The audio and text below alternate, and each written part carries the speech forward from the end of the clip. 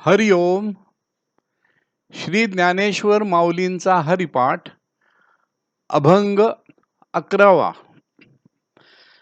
हरि उच्चारणी अनंत पापराशी जातील लयासी क्षण मात्रे. हरि उच्चारणी अनंत पापराशी जातील लयासी क्षण मात्रे. तृण अग्नी मेळे समरस झाले तैसे नामे केले जपता हरी.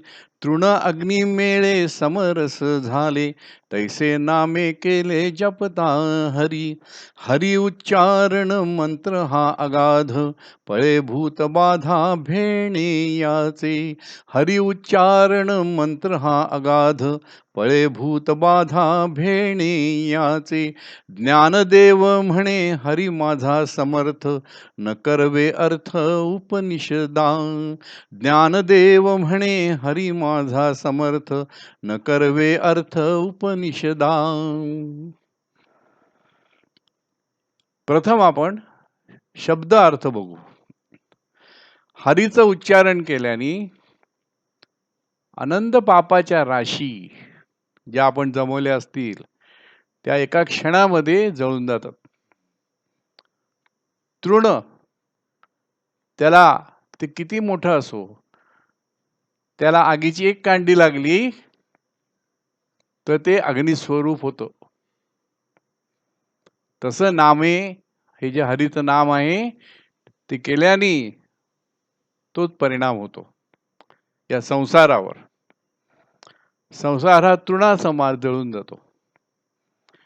हरि उच्चारण हा मंत्र अगाध आहे. ह्या मंत्राने सर्व प्रकारच्या भूतबाधा या मंत्राच्या भीतीने पळून जातात. ज्ञानदेव म्हणतात माझा हरी समर्थ आहे. आणि उपनिषदासारख्या ज्ञानाला सुद्धा माझ्या हरीचा अर्थ लागला नाही अजूनपर्यंत.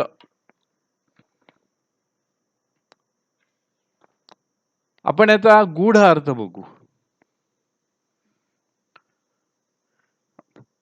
10व्या अभंगात पापाचा उल्लेख केलेला आहे. पाप ही एक मानसिक स्थिती आहे, मनाची टोचणी आहे. ती माणसाला त्रास देते. तो इतरांना पण सांगू शकत नाही आणि स्वतःला ती टोचत राहते. तर ही टोचणी अशा कितीही टोचण्या जरी असल्या, कितीही पापराशी आपल्याकडे असल्या, थोडी किंवा जास्ती, टोचणी थोडी पण असते जे जास्ती असली टोचणी तीच, तर ती हरीच्या उच्चारणाने अनंत पापाच्या राशी जळून जातात, राहत नाहीत. हे कसं काय होतं ते माऊली सांगते. हरी उच्चारणी अनंत पाप राशी जातील लयासी क्षण मात्रे. कसं होतंय हा चमत्कार? कसा होतो? जे पाप कशानेही दूर होत नाही ते नुसतं हरीच्या उच्चारणाने कसं दूर होतं? आता हरी उच्चारणाची आपण एकदा परत जी पद्धत आहे या हरिपाठात सांगितलेली आहे ती परत एकदा तपासू. पहिलं तर हरीचं नाम, परमात्म्याचं आपल्याला जे आवडतं ते नाम, कुठलंही नाम घ्यायचं, सतत घ्यायचं, मनात घ्यायचं, कोणाला न सांगता घ्यायचं आणि त्याच्यावर श्रद्धा ठेवायची. या नामाने चमत्कार होणार आहे, माझं आयुष्य बदलून जाणार आहे, यापुढे मी असा राहणार नाही जसा मी आज आहे. हे करत असताना सज्जनांची संगत ठेवायची, दुर्जनाच्या संगतीत जायचं नाही. आणि विविध संतांनी जो बोध आपल्याला केलेला आहे त्यांच्या वचनातनं की तू आत्मा आहेस, तू देह नाही आहेस. देह आहेस पण आत्मा जास्ती आहेस, देह अगदी थोडासा आहेस. आणि कसल्याही प्रकारच्या दुष्कर्मापासून त्या क्षणापासून दूर राहायचं. आतापर्यंत काय झालं असेल झालं, होऊन गेलं, गंगेला मिळालं. आता यापुढे नाही. आता मी नाम घेत आहे, मी आता माझ्या हरीचा अपमान करणार नाही. आणि सत्कर्मात, चांगल्या कर्मात आपल्या परीने सतत रत राहायचं. सत्कर्म म्हणजे काय फार मोठं करायला नकोय. आपला संसार हा एक सत्कर्मच आहे. तो आपण ईश्वराची पूजा समजून करणं म्हणजे सत्कर्म. याच्याहून मोठी तुम्ही केलीत तर आपल्याला चांगलंच आहे. आपल्या कॅपॅसिटी प्रमाणे करावं. पण आपला संसार जो आपण करत आहोत, तो सन्मार्गाने करणे हे सत्कर्म आहे. आणि मग हरीचं नाव आपण सतत घेत राहिलो, तर माणूस हळू हरीशी तादाम्य पावतो. आणि तो आपण सर्व तर काय पापाची राशी नाही होत. काहीतरी छोटं मोठं पाप केलं असेल ते तर जळूनच जातं. पण एखादा असेल जो असेल अर्क, पण त्याने एकदा हे नाम घेतलं की त्याच्यामध्ये बदल व्हायला सुरुवात होती. फक्त हे वर दिल्याप्रमाणे त्यांनी स्टेप्स ज्या आहेत त्या फॉलो केल्या पाहिजेत. तृण अग्नी मेळे समरस झाले. हे शब्द किती पॉवरफुल वापरलेत आपण विचार करू. तृण अग्नी मेळे समरस झाले. अग्नी म्हणजे हे हरिनाम आणि तृण म्हणजे हा संसार. जसं माणूस हरिनाम घेत राहतो तसं त्याला जाणवत राहतं की आपण हे जे संसार करत आहे हा तृणा समान आहे. आणि हे तृण आपल्या नजरेसमोर जरी असलं तरी आपण त्यात गुंतून पडत नाही. ते समरस होतं. ज्याप्रमाणे अग्नीमध्ये मोठं गवत सुद्धा कुठल्या कुठे भस्म होऊन जातं, तसा हा तृणासमान जो संसार आहे तो कुठल्या कुठे भस्म होऊन फक्त हरी उरतो. याचा अर्थ असा नाही की आपण संसार करायचा नाही. तो करत असताना मनाने आपल्या लक्षात येतं की हे सगळे तृण आहे. हे फक्त आपल्याला करायचं आहे. एक कर्तव्य म्हणून आपण या जगात आलो आहोत आणि ते करत राहायचं. आपलं कर्तव्य कधी केलं नाही असं व्हायला नाही पाहिजे. तर अशा प्रकारे माणसं जेव्हा काम करतात तेव्हा भगवद्गीता सांगते, माम हि पार्थ व्यपाश्रित्य येपि स्युः पापयोनयः स्त्रियो वैश्याः तथा शूद्राः तेपि यान्ति पराम गतिम. एकदा माझ्यात मन ठेवून माझ्यात तादाम्य पावण्याच्या इच्छेने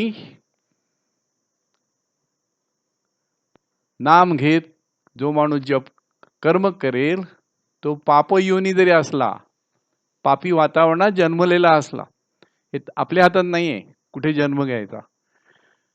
पापी वातावरणात जन्म गेलेला असला किंवा स्त्रिया वैश्य आणि शूद्र, याचा अर्थ लिटरली ह्याचा नाही. स्त्री म्हणजे जिला ज्या माणसाला संसारा पलीकडे काही समजत नाही, तो पुरुष हटला तरी स्त्रीच म्हटलं पाहिजे. वैश्य म्हणजे ज्याला रुपये आणि पैच्या पलीकडे काही समजत नाही, फक्त माझा फायदा म्हणजे संसार. आणि शूद्र, शूद्र याचा अर्थ अध्यात्मामध्ये वेगळा आहे, ज्याला फक्त चाकरी करता येते.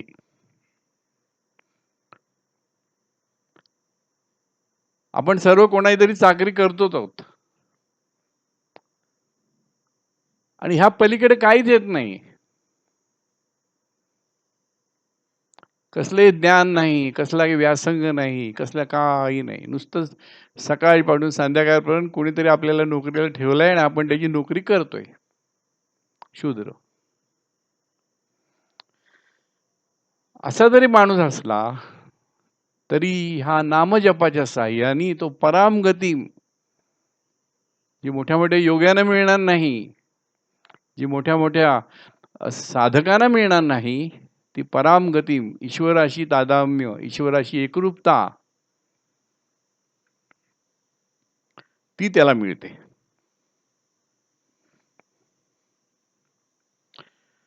आणि ईश्वराशी तादात्म्य पाहून जसजसा तो अधिक अधिक संसारात दूर होतो, तसा संसाराचा जो प्रपंच आहे त्याला तो त्रास देत असतो. का त्रास देत असतो? कारण आपण त्याचा क्षुद्र तो ओळखत नाही, म्हणून तो त्रास देतो. एकदा लक्षात आलं की हा संसार क्षुद्रच आहे, तो त्रास देण्यापलीकडे काही करणार नाही, तेव्हा आपण ऍक्सेप्ट करतो की हे असंच असणार, आणि मग तो त्रास देणं बंद होतो. हरीचा जप जसजसा करेल तसं हे त्याच्या लक्षात येतं. म्हणून भगवंताने अर्जुनाला वॉर्निंग दिली आहे 9व्या अध्यायात. आहा कटकटा हे वोखटे, मृत्यू लोकीचे उफराटे, एथ अर्जुना जरी अवचटे, जन्मलासी तू. अरे अर्जुना, तू तुझ्या कर्माने या मृत्यू लोकात जन्मलायस, पण इथे सगळं उफराट आहे. एक कवीनी लिहिलं ना, जगा तुझी सारी तऱ्हा सदा उफराटी. मी जिवंत असताना मला एक फूल दिलं नाहीस, आणि मेल्यावर फुलाचे हार वाहतोय माझ्या अंगावर. जगा तुझी सारी तऱ्हा सदा उफराटी. जिवंत असताना मला त्रास दिलास, आणि मेल्यावर माझे भाषण देतोयस, मी किती मोठा होतो याच्यावरती. माऊली म्हणते, ज्ञानेश्वरी 9वा अध्याय 515वी ओवी, आहा कटकटा आहे वोखटे. 9व्या अध्यायात 514वी ओवी आहे, दुर्दुर सापे गिळीज तू आहे उभा. बेडूक, दुर्दुर म्हणजे बेडूक, साप त्याला गिळत आहे, अर्धा आत आणि अर्धा बाहेर आहे. आत चाललाय तो सापाच्या पोटात, की तो मासिया वेटाळी जिव्हा, पण तो तोंडाने त्याला माशीला पकडायचं, असं करून तो माशीकडे तो जीभ करतोय. त्या अवस्थेत सुद्धा त्याला माशी पाहिजे खायला. तैसे प्राणी कवण्या लाभा वाढवती तृष्णा. तसे हे प्राणी सगळे जे जन्मलेले आहेत ते कशासाठी आपली तृष्णा वाढवतायत? की तू सतत चाललाय मृत्यूच्या तोंडात, आणि तू सारखं काहीतरी खायला बघतोयस. हा विचार जेव्हा माणसाच्या मनात येतो, तो हरिनामानेच येईल आणि कशाने येणार नाही. आणि तेव्हा हा संसार किती भयानक आहे हे लक्षात येतं, ते अजूनपर्यंत आपल्या लक्षात आलं नाहीये. आणि मग काय करायचं? भयानक आहे तर समजलं, पण राहायला तर पाहिजे. मरेपर्यंत त्या संसारात आपण राहणार आहोत. मग हरीचं नाम तू जपत राहिलास, तो संसार तुला त्रास देणं बंद करेल. एवढंच नाही तर काही विषारी शक्ती ज्या तुला संसारात त्रास देऊ इच्छित असतील, पळे भूतबाधा येणे भळे. भूत, भूत म्हणजे काय? परमेश्वराचं अज्ञान म्हणजेच भूत. भूत हे कुठून येत नाही, भूत अस्तित्वातच नाही. पण परमेश्वराच्या अज्ञानाने माणसाला सगळीकडे भूत असल्याचा भास होतो. एक वाईट अंधश्रद्धा त्याच्या मनात निर्माण होते, आणि तो सतत घाबरलेला राहतो. साधा स्मशानाच्या बाजूनी चालताना सुद्धा तो घाबरतो, अरे भूत येऊन माझ्या अंगावर बसेल. राम राम राम राम राम राम, एवढं स्मशानाच्या बाजून जाईपर्यंत राम राम राम राम म्हणत जाणार, तेवढ्या पुरता. पुढे गेल्यावर समजलं. असं जेव्हा आपल्याला काही संकट वगैरे असेल, भूत येईल, तेव्हा माणसाला ईश्वराची आठवण येते. खरं म्हणजे भूत वगैरे काही नसतं. ज्ञानेश्वर माऊलींची कथा आहे, ते आणि सगळी चारी भावंड चालली होती रस्त्याने, एका गावात आली. तिथे विहीर होती. त्या विहिरीमध्ये निवृत्ती म्हणाले, "जा ज्ञानदेवा पाणी घेऊन ये." ज्ञानदेव मुक्ताबाई छोटी होती, तिला कडेवर घेऊन खाली गेले. त्यांनी पाणी घेतलं, सगळे प्यायले. वा छान गोड पाणी आहे. एवढ्यात तिथे गावकरी आले. "अरे वा हो बाळानो, अरे काय करताय? या विहिरीत भूत आहेत, जाऊ नका." अरे मला तर कोण नाही भूत दिसली, पाणी तर छान गोड आहे. गावकरी म्हणे, "अरे आम्ही सगळे भूत आहोत म्हणून ही विहीर इथे जवळ आहे, इथे याचं पाणी पित नाही आणि लांब तिथे 5 मैलावर जाऊन आमच्या बायका पाणी आणतात गावातल्या." ते म्हणे, "येऊन बघा, एकही भूत नाही." आणि मग सगळे गावकरी तिथे येऊन जमले आणि खाली येऊन म्हणाले, "आहा हा, इतकं गोड पाणी आमच्या गावात असताना आम्ही सगळे मूर्ख का जात होतो तिकडे?" आणि मग ते म्हणतात, "अहो तुम्ही कोण आहात? तुम्ही आल्यावर इथली भूत पळून गेली." त्यांनी त्यांना डोक्यावर घेतलं आणि त्यांचा गजर करत करत त्यांना गावात घेऊन गेले.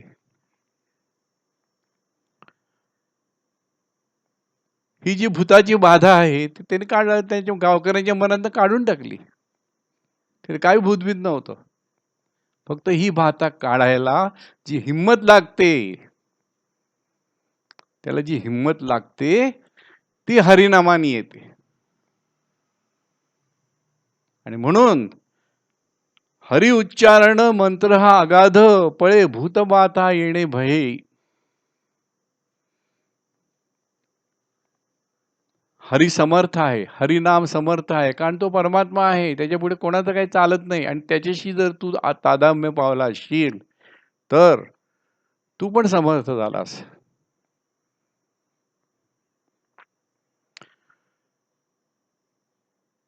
आता उपनिषद म्हणजे काय आहेत? उपनिषद हे प्रत्येक वेदाच्या अंताला जे ग्रंथ आहेत त्याला उपनिषद म्हणतात. उपनिषद, उप म्हणजे जवळ येऊन बस. गुरु सांगतो माझ्या जवळ येऊन बस. मी आता तुला वेदातलं सगळं शिकवलंय, आता मी तुला ज्ञान देतो. म्हणून मग आत्मा काय, परमात्मा काय, असं अनेक प्रकारचं ज्ञान देतात. पण ह्या ज्ञानाने हरी भेटत नाही. आयडिया येते की असं असं कुठेतरी हरी आहे, एवढं उपनिषद ज्ञान दाखवत. सर्वोपनिषदो गावो दोग्धा गोपाल नंदनहा. कृष्णाने सर्व उपनिषदांचं सार त्या गीतेमध्ये टाकलं आहे. तेव्हा तिथे एक हे जे मोठं टनेल आहे संसार नावाचं, त्याच्या एंडला जो प्रकाश दिसतो आहे तो परमात्मा आहे, एवढं लक्षात येतं. पण पण ते भेटण्यासाठी त्या टनेलच्या एंड पर्यंत जाऊन त्यात मर्ज झालं तरच भेटेल, नुसतं ज्ञानाने समजणार नाही. म्हणून ज्ञानदेव म्हणतात, हरी माझा समर्थ न करवे अर्थ उपनिषदा. उपनिषदांना सुद्धा इतके ज्ञानी मुनी संसार जिंकलेले असे असताना सुद्धा त्यांना हरी समजला नाही.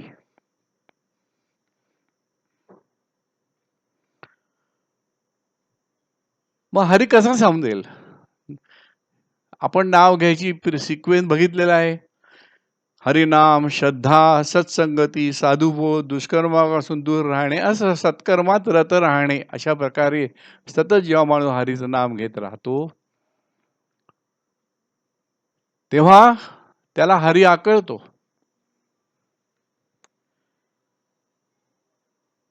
यासाठी आणखी एक गोष्ट लागते, ती म्हणजे शरणागती.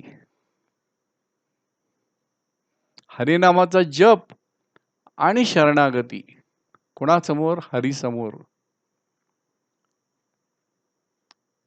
जोपर्यंत माणूस शरण भावानी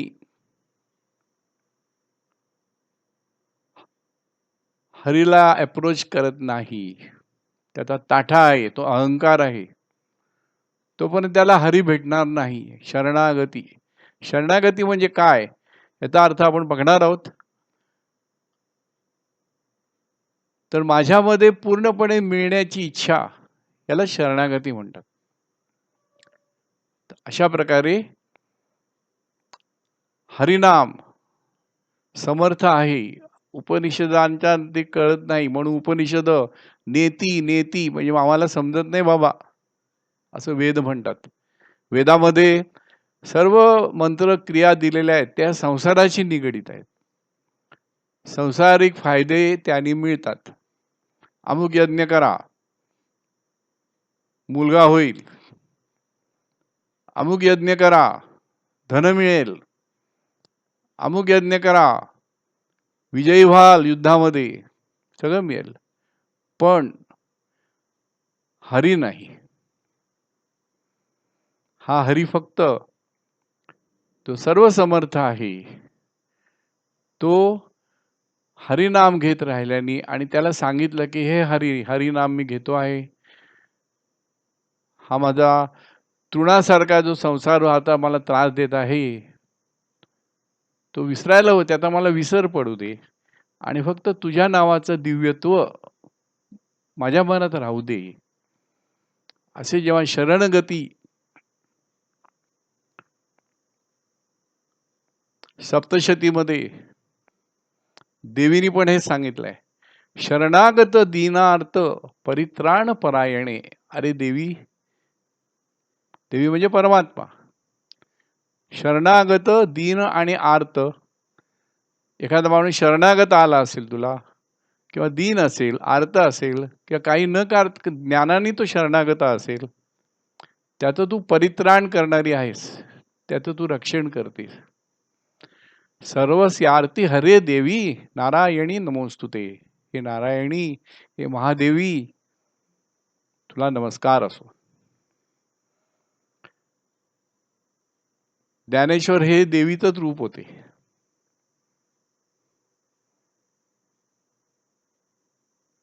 निवृत्तीनाथ हा जो नाथ संप्रदाय आहे तो आदिनाथापासून म्हणजे शंकरापासून सुरू झाला. शंकरांनी मत्स्येंद्रनाथांना हे ज्ञान दिलं, त्यांच्या इच्छेने दिलं. मत्स्येंद्रनाथांनी माशाचं रूप घेऊन सरोवरामध्ये ते ज्ञान ऐकलं. त्यांनी ते पुढे गोरक्षनाथांना दिलं आणि अशा प्रकारे ही जी परंपरा सुरू झाली ती शेवटी गहिनीनाथ, त्यांच्या पुढे निवृत्तीनाथ आणि शेवटी ज्ञानेश्वर. ह्याच्यामध्ये आदिनाथ शिव होते, त्यांनी ज्यांना ज्ञान दिलं ते मत्स्येंद्रनाथ विष्णू होते. त्यांनी ज्या गोरक्षनाथांना ज्ञान दिलं ते परत शिव होते.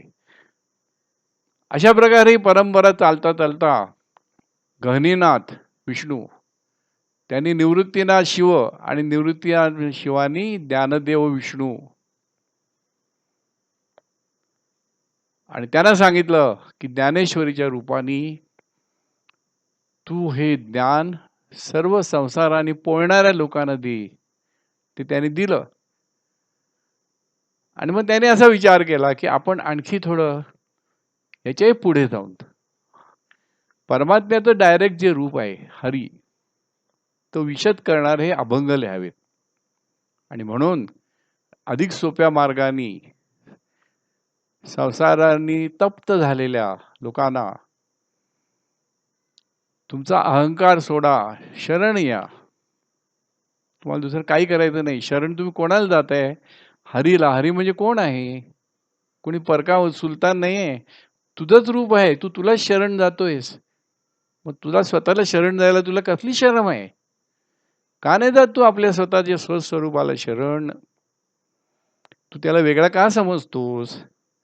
तुझंच जर ते रूप आहे तर तुला शरणागती करायला काय हरकत आहे? आणि त्या शरणागतीने सर्व साध्य होणार आहे. अशा प्रकारे या अभंगामध्ये ज्या अनेक गोष्टी सांगितलेल्या आहेत त्या आपण पाहिल्या.